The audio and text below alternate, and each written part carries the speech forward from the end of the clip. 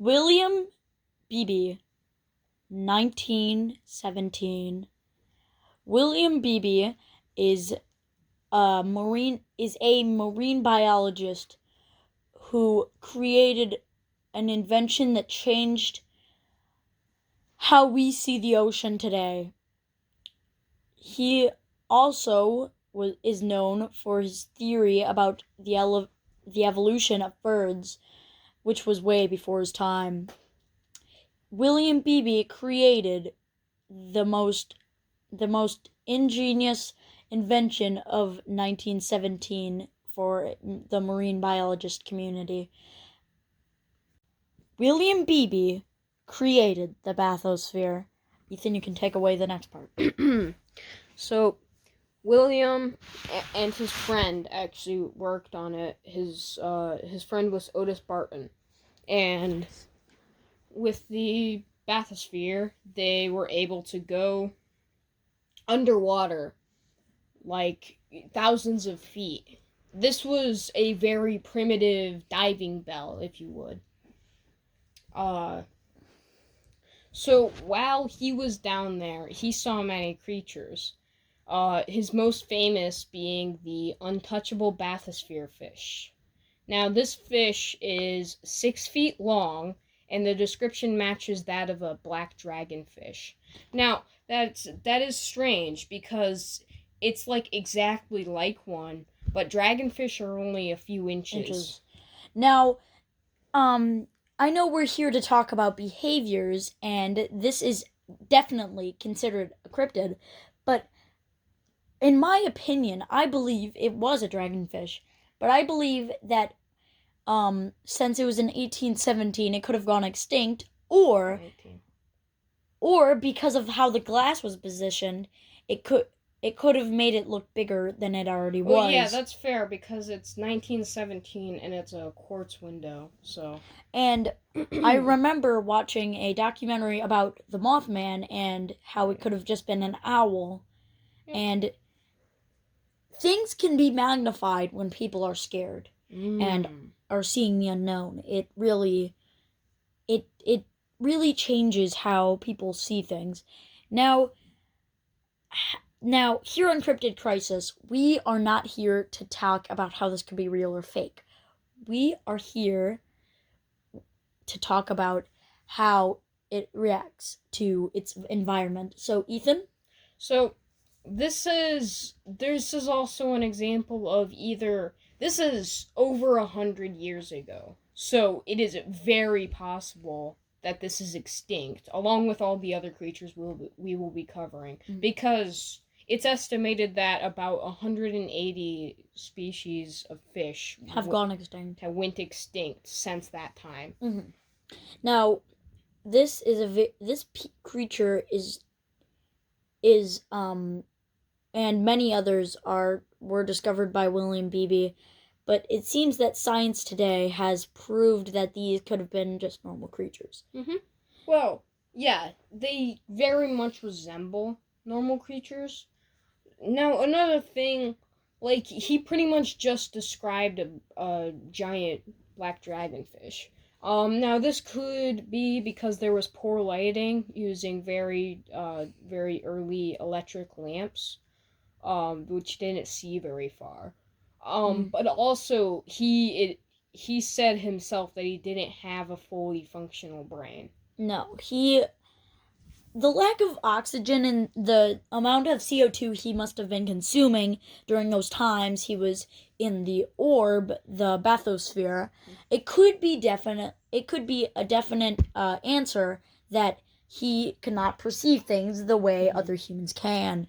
Now, this may debunk how these cryptids are to legend, but of course, we're not here to talk about that. We're here to talk about their behaviors.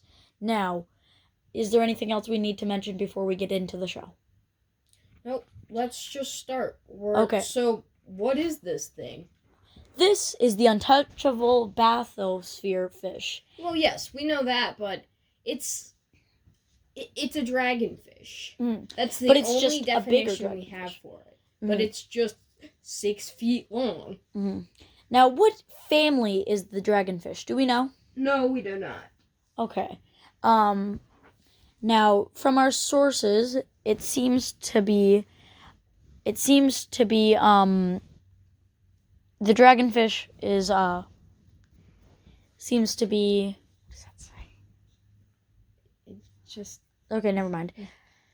It seems to be more of a creature that was like not really attacking the orb, but just kind of maneuvering around no, it. it was just swimming around. There were 2 of them sighted. Mhm. So, for those of you that don't know, a dragonfish is just it's a long fish with a short jaw. It looks like a barracuda, but with a shorter jaw, and it has an ilica coming from the bottom of its chin, with a bioluminescent organ on the end. It also So kind of like a anglerfish, yes, sort of, but kind upside of. down. It's a long anglerfish. That's a long anglerfish. But there's also Barracuda.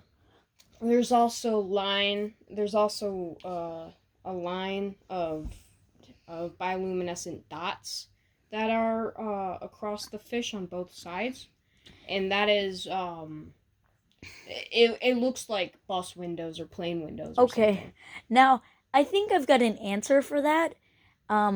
Now I'm going to give my answer on what it might be in the wild and also what it might be like in real life.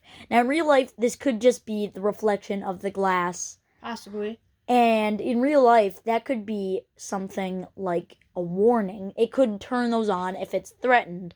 Now, well, no, they always glow because the point is that they swim around to lure prey in. So it can't be turned off like a firefly.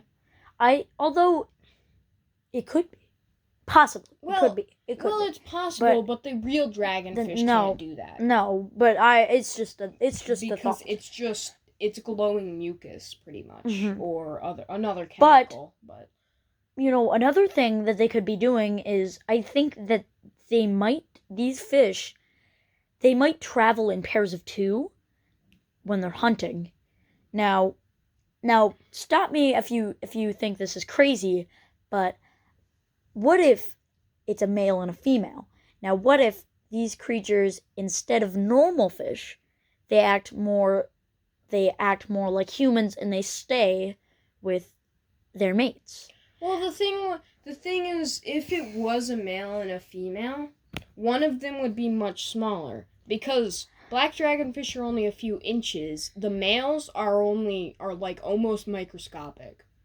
So we can still see them with the naked eye, but they're also brown instead of black, and they're harder to see. So if they were trying to mate or something, you would tell. So it's definitely 2 females or 2 males, and this is even bigger. But I doubt that the males would be swimming that much. Okay, so we gotta steer away from the idea. No, these could definitely be dragonfish. Mm-hmm. Now, but I want to think of these as new creatures. Mm-hmm. Now, I want to start fresh here and from what we know. Mm-hmm. Now, dragonfish is definitely what it seems to be, but if we really think about it, it could just be the male and female might be the same size, might only have a slight difference. Right. And remember, this guy did not have that much lighting. Mm-hmm. Now do the normal dragonfish have dots along? Yes. They do? Yeah, it matches the description. It matches it. Okay, so is there what is different than a dragonfish? What is different? Yeah, what is it different? What does it not have in common with the dragonfish other than its size? There wasn't anything else. Oh, great. So, now, that's kind of hard. Now, there's not really much to say about this one, then. Mm-mm. Okay. Oh, it just came to me. Yeah. This might be a viperfish. Oh, that could. I don't think viperfish are bioluminescent. No, but they do look like big dragonfish. Oh, you just gave me another breakthrough. These creatures is a different kind a viperfish. But that's possible. A different... That's No. very possible. And they could... No. They could, like... How big are the viperfish? Probably still at most 2 feet. Okay, so but this it's could be more a bigger... plausible. Now, sounds really good. Now, the dots, this was what I really wanted to say, might be used to attract mates. Mm-hmm. Now, before you say that's crazy... Well, no, that's exactly what fireflies do. Yeah, exactly. That's what fireflies do. And what peacocks do with their big feathers. Right. That's just really what we want to go for. We want to connect it to real world fish, but I want to, like, give it its own attributes and not just say dragonfish, but big. Yeah, that's fair. Or else this would be a pretty boring episode. Ethan, I realized something. We're going to have to do 6 different episodes. Well, we're already at 10 minutes here. We still have time for one more. Yeah. We were planning on doing, like, 2 episodes, but... So... Okay. This next one... is the 3-starred anglerfish. Anglerfish. Now, this is a 6-inch black anglerfish that has 3 ilica on the top of its head. One of them is thicker than the 2 other. And it has a bioluminescent pale yellow organ on the end of them. And that's all the description that we have of it. Which, it's an anglerfish. He knows it's an anglerfish. But it might be a different kind. Right. It's just a different species of anglerfish. So, Ethan, this video is going to go on for like 22 minutes. Not really, though. Because this is very simple. This could just very well be an undiscovered organism. Okay, now, I want to talk about how it could be in real life and what it could be in our hypothetical cryptid world. Right. This is an anglerfish, like you said, and this is just a normal anglerfish. The CO2 was getting to his head, and he started seeing double. Yeah, that makes sense. I was just thinking that. Yeah, this is definitely an anglerfish. Even if this is a 2 ilica anglerfish, which might exist. That definitely does exist somewhere. If he's seeing double, well, it's not really double, but I don't know. I think that's much more plausible. Yeah, so now, it said that it has 3 ilica, right? Yeah. And how big are anglerfish normally? About a foot. So I believe that this might be a baby version of a different kind of anglerfish. We're talking about our hypothetical. Oh, right, 6-inch. So maybe like a baby. They do vary. This is most likely a full-grown. I don't know how many he saw. But I don't know. I think this is just an anglerfish. Okay, but I really want to talk more about it because this is pretty interesting. This is kind of a big breakthrough, and we don't want to put this crazy man's ramblings to shame. Well, now, it's more like my ramblings. So this creature might be just, again, a kind of